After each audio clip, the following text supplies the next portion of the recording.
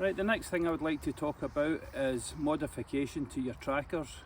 Now, the tracker knife itself is probably one of the most cloned knives on the market today, and one of the reasons I find that people don't get on with these is because they're poor quality knives and some of the designs and grinds aren't right for what you actually do in the woods, so they need to be adjusted and modded.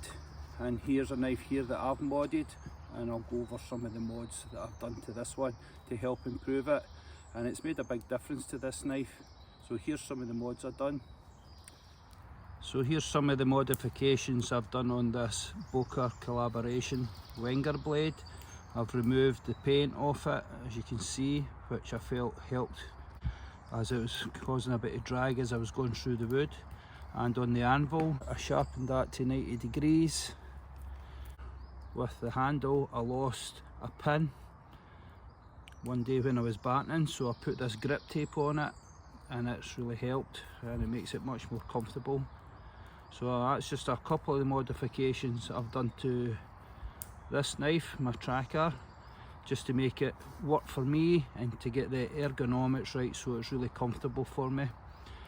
But if you look back on my catalogue of videos, you'll see the Tops T1 getting some modifications done to that, and I'll put a link in the description box below so you can check that out, the mods that I've done. So if you need to do any modifications to your knives like I've done to my Tops T1 tracker, I've done quite a lot to that, and I just felt with that knife it just was no good to me. It was like a sharp pry bar, and when I say that, it was actually just smashing the wood apart rather than actually cutting it.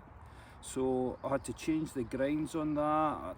Well, I think there's about 10 different modifications I had to do to it.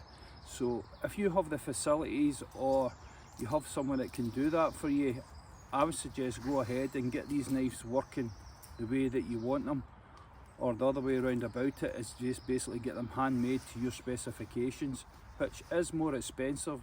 But one thing I will say about tracker knives, they are an investment and they will last you a lifetime, and they're the types of blades that you can hand down to the next generation, your kids.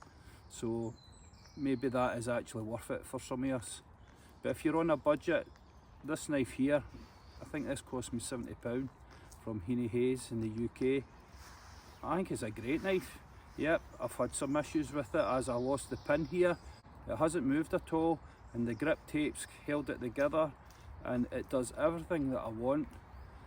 So if you want to modify your knife to get it working for you, yeah, why not? Go ahead and do it.